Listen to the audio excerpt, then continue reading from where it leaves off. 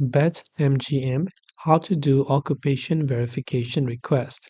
In order to do occupation verification request on BetMGM, now if I open up betmgm.com or if I go to the official health section of account verification from BetMGM, which is occupation verification request.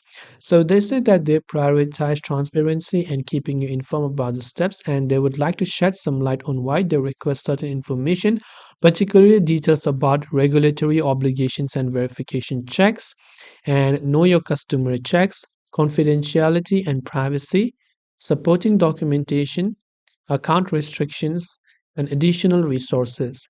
Now, these are the reasons why BetMGM asks you for a verification, also your occupation verification request, which you can basically fill by going to betmgm.com. And when you're opted for verification, you must actually provide a proof of your employment and so on. This is the reason and the way on how you can verify your occupation verification request on BetMGM. If you have any further questions, feel free to leave them down below. Thanks for watching till the end and see you soon in the next video.